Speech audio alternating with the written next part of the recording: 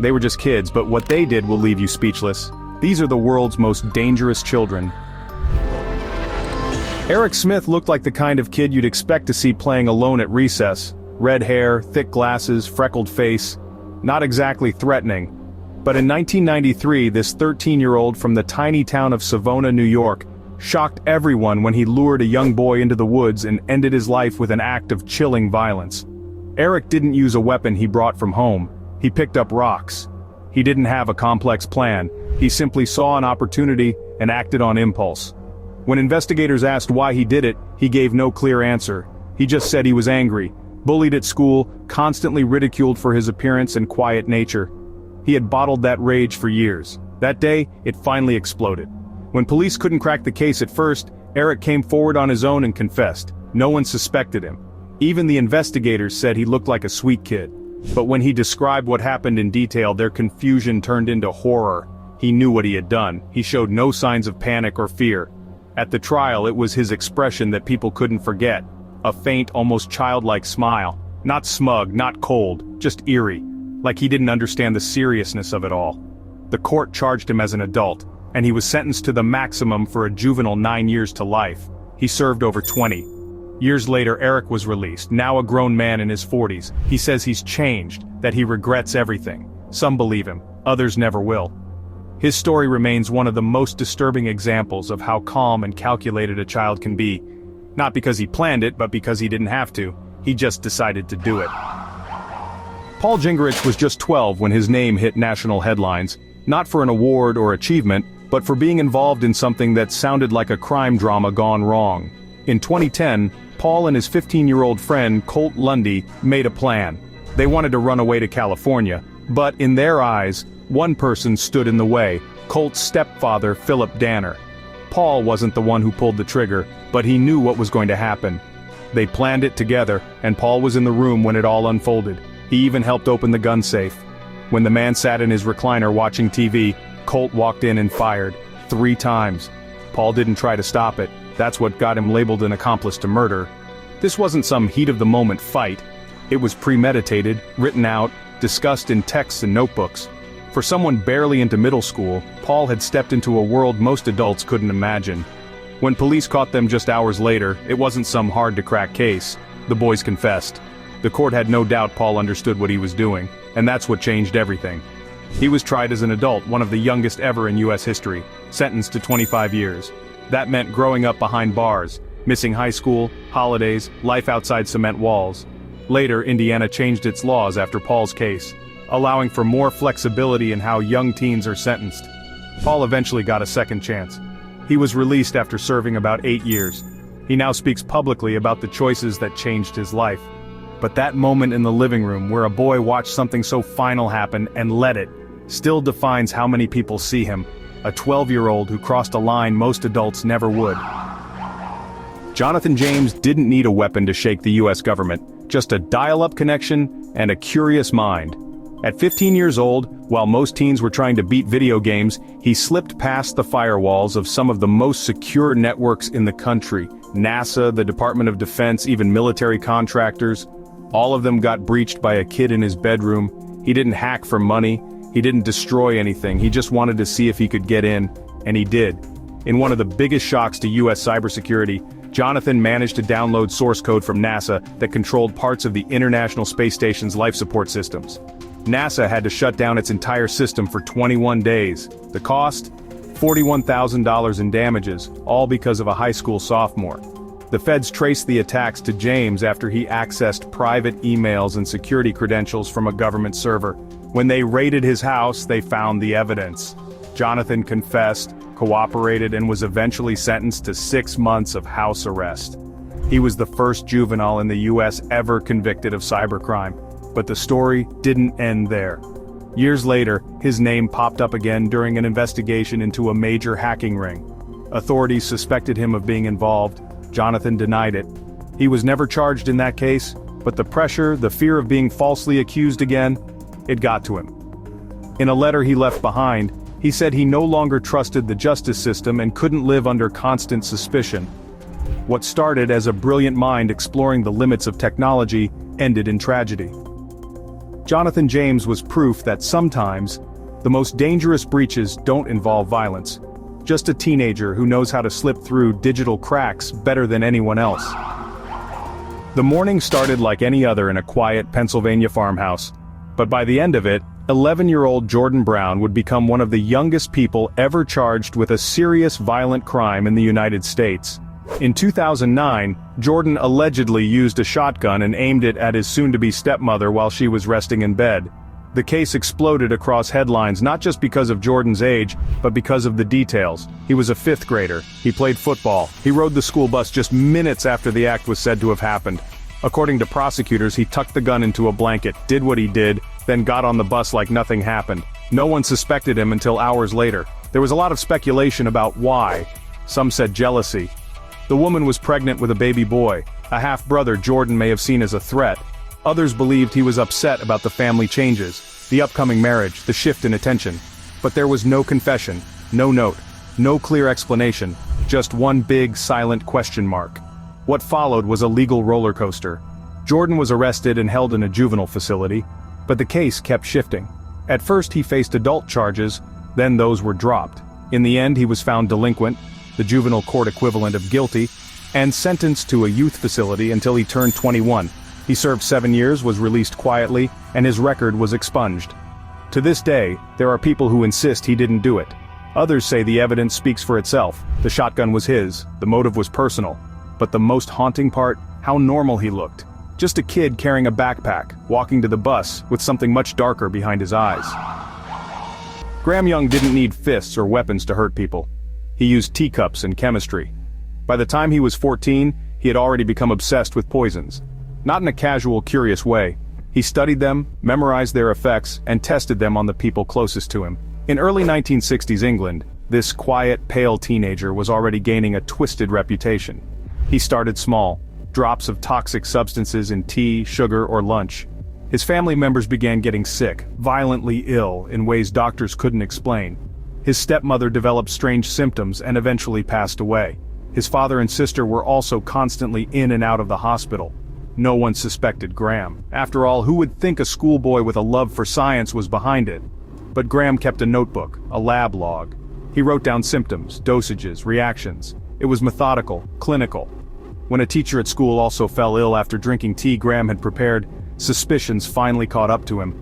A search of his things revealed toxic chemicals, books on lethal compounds, and that disturbing journal. He was arrested and sent to a high-security psychiatric facility for juveniles. Even there he continued experimenting, allegedly trying to poison inmates and staff.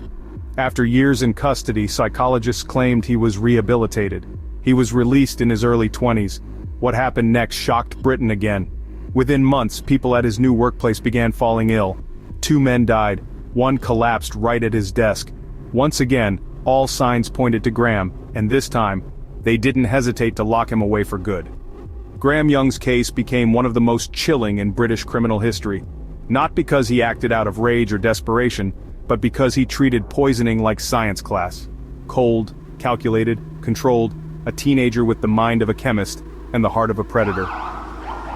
Mary Bell was just 11 years old when police in Newcastle, England were faced with one of the most unsettling cases they'd ever seen.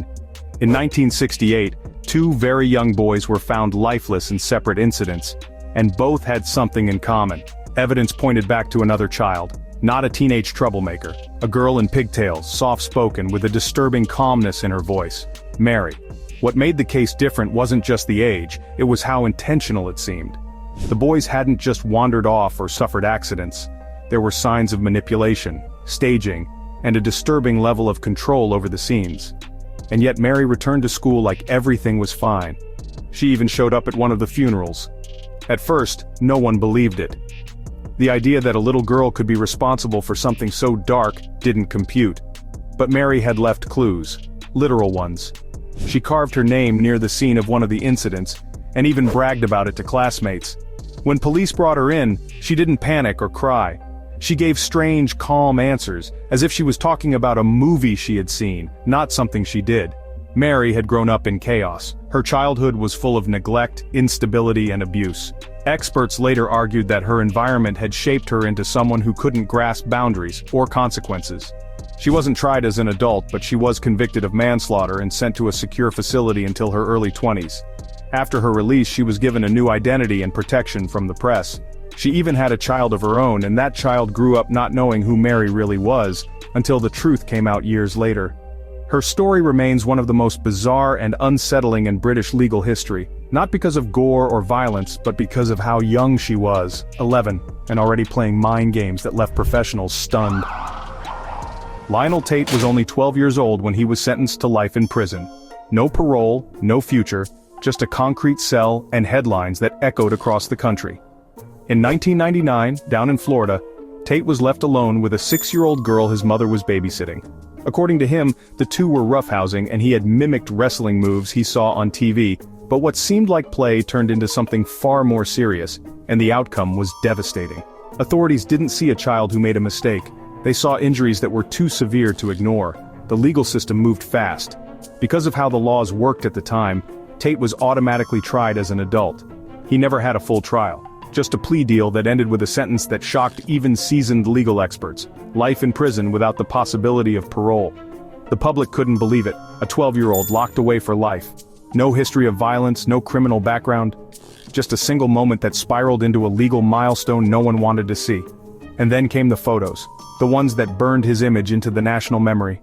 He didn't look scared, he looked hardened, like a kid already shaped by the system that was supposed to protect him. Years later, after endless legal challenges and public outcry, Lionel's sentence was overturned. He was released with a second chance. But life outside wasn't smooth. He found himself back in trouble, arrested again, facing different charges. For some, it confirmed their fears. For others, it just showed how hard it is to rebuild when you've grown up behind bars. Lionel's case remains one of the most controversial in American juvenile justice history.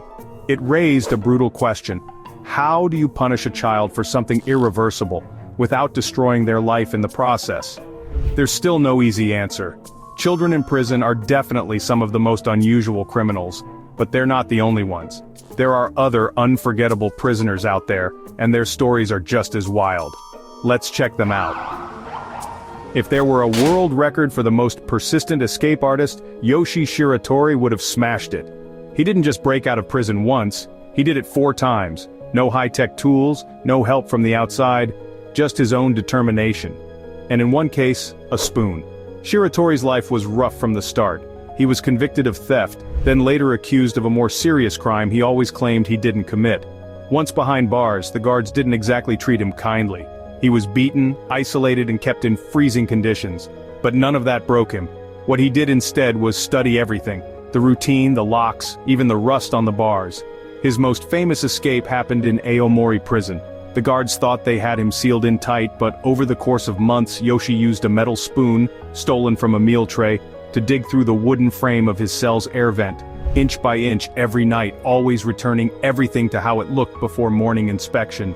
When the moment came, he slipped out, climbed the wall, and vanished into the night. Each time he was captured and thrown into tighter, harsher cells, he found new ways to outsmart his surroundings. He once picked a lock using a piece of wire he'd hidden under a bandage. Another time he scaled prison walls slick with snow using only his bare hands. Guards started calling him a ghost. Eventually, authorities stopped seeing him as a criminal and started seeing him as something else, a man who simply refused to be broken. After his final release, he lived quietly, working odd jobs and staying out of trouble. You've heard of bad criminal plans, but this one made history for how bizarre it was. In 1995, a man named MacArthur Wheeler walked into 2 banks in Pittsburgh and robbed them in broad daylight. No mask, no attempt to hide his identity, just a confident smile and a bag for the cash. Hours later, police had security footage of him, crystal clear, and arrested him the same day. Wheeler was stunned, completely shocked, but I wore the juice, he said. Lemon juice, to be exact. See, Wheeler had convinced himself that because lemon juice is used in invisible ink, rubbing it on his face would make him invisible to cameras. He even tested it at home with a Polaroid, though it's believed he either aimed it wrong or the photo didn't develop properly. Somehow this mistake convinced him it worked. It was one of the most head-shaking examples of misplaced confidence law enforcement had ever seen, but it also led to something much bigger. 2 psychologists heard about the case and began researching how people can be completely unaware of their own lack of skill, which led to the discovery of the Dunning-Kruger effect, a well-known concept in psychology today. If you saw the photo from this escape, you'd think it was a joke, a grown man in a pink wig, girls' jeans, and a silicone mask. But in 2019, Clavino Dilva, a Brazilian gang member, pulled off one of the strangest escape attempts ever caught on camera. His plan? Disguise himself as his teenage daughter and simply walk out the front door of the prison. It wasn't exactly high-tech, but it was detailed. He had her clothes, a padded bra, fake hair, glasses, and even a full silicone mask with smooth skin and thin eyebrows. The idea was that his daughter would stay behind in his cell while he slipped out unnoticed. And for a moment, it almost worked. Guards were suspicious though. Something about the body language wasn't right. When they pulled him aside and asked a few questions, the voice didn't match. That's when they made him remove the mask. The moment it came off, the video went viral. Millions of views, people stunned that someone would go this far with a disguise. It wasn't the first time Clavino had escaped. He was part of a major drug gang and had a reputation for slipping away. But this attempt became his most infamous, not for the danger but for the creativity. And also, the failure. The plan was wild, the execution nearly flawless, but one tiny slip in behavior gave him away. Most people try to dig their way out of prison, bribe their way out, or fight their way through. Richard Lee McNair did none of that. He mailed himself out, literally. In 2006, while doing time in a federal prison in Louisiana, McNair crafted a plan that sounds like a cartoon but actually worked. He worked in the prison's mailroom where they packaged giant industrial mail bags and shipments. One day, while loading pallets, he hid himself inside a specially built box. He had food, water, a breathing tube, and a tiny hole to see out of. The box was sealed and moved with all the other packages onto a truck bound for a warehouse outside the prison walls. Once the truck pulled away, McNair popped the box open and casually walked off. He didn't run. He didn't panic. He just walked into freedom like it was a lunch break. It wasn't even his first escape. Years earlier, he slipped out of handcuffs using lip balm. Another time, he sprinted away from police and vanished for hours. But the mailroom stunt was his masterpiece. He was eventually caught again, of course, in Canada months later, living under a fake name and smiling in interviews. Authorities described him as polite, clever, and extremely dangerous. He never hurt anyone, but his intelligence and calm attitude made him the kind of inmate who kept wardens up at night. If you saw him on the street, you'd never know who he really was. That was kind of the point. Redwan Fed, a French criminal with a love for heist movies and a talent for vanishing, pulled off not one, not two, but 3 high-profile escapes, all using disguises, distraction, and movie-style tactics that left even experienced prison officials stunned. Fed grew up in the suburbs of Paris, where he became obsessed with Hollywood crime films. He didn't just watch Heat, he studied it, word for word, and when he committed real robberies, he copied details straight from the screen. His first major escape in 2013 involved explosives and a hidden getaway car. The second was more subtle, a planned distraction, a smuggled item, and a bold sprint to freedom. But the most outrageous came in 2018. He was in a high-security prison when accomplices landed a helicopter in the yard. Yes, an actual helicopter. Disguised in black clothing and armed with tools, they broke through visiting rooms and lifted Fed right out. It took less than 10 minutes. The guards never had a chance. He didn't stay free forever. Fed was caught again, but by then his reputation had already reached legendary status. Police found masks, wigs, fake passports, and detailed maps in his safe houses. He could become anyone, a businessman, a delivery guy, even an elderly man. With just a few props and a plan, he disappeared in plain sight. Fed wasn't just a criminal, he was a shapeshifter, someone who saw identity as something flexible. His escapes didn't rely on brute force. They relied on patience, illusion, and timing. Just like the characters he grew up watching on screen, only this time, it was real. Shera Pini's story gripped America. In 2016, she vanished during a morning jog in California. Weeks later, she reappeared bruised, chained, and claiming she'd been abducted by 2 women. The public panicked, police launched a nationwide manhunt. But years later, the truth unraveled. It was all fake. Pini had been hiding with an ex-boyfriend the entire time. She staged the injuries herself. Then, unbelievably, after being exposed and arrested, she repeated the pattern with a new story, twice. Her motive, attention, money, sympathy, or maybe all 3. Shera Pini became a symbol of deception wrapped in drama. Audrey Marie Hilly had a gift. She could reinvent herself like a character in a novel. On the outside, she was the perfect Southern wife from Alabama. Polite, well-dressed, and charming. But behind that polished smile was one of the most manipulative criminals in American history. Her story has everything: lies, secret identities, betrayal, and yes, a fake death. In the late 1970s, Audrey's husband suddenly fell ill and died. Doctors chalked it up to natural causes. Then her daughter started getting sick too. Same symptoms. But this time, a blood test showed something strange: high levels of arsenic. The case was reopened, and tests revealed that Audrey's husband had also been poisoned. She vanished before police could arrest her. That's where things got weird. Audrey fled across states, taking on new identities like changing outfits. She called herself Robbie Hannon, moved to Florida, and married a new man who knew nothing about her past. But that wasn't enough. To start fresh again, she faked her own death. She told her new husband she had a twin sister, Terry, and then disappeared. Days later, Terry showed up to comfort the grieving husband. It was Audrey in a wig and glasses. The disguise might have worked, but the lies started piling up. A slip in her story, a signature that looked too familiar. Eventually, authorities connected the dots. She was arrested and sent back to Alabama to face trial. She was convicted and sentenced to life for murder and attempted murder. Years later, she was granted a short release for good behavior, but instead of staying in town, Audrey ran again. She was found in a ditch, cold and alone after days on the run in the rain. She died in the hospital shortly after. Audrey Marie Hilly didn't use weapons or threats. She used charm, lies, and a suitcase full of fake names. Her story isn't just strange, it's almost unbelievable. A real-life shapeshifter who lived a dozen lives until the last one finally caught up with her.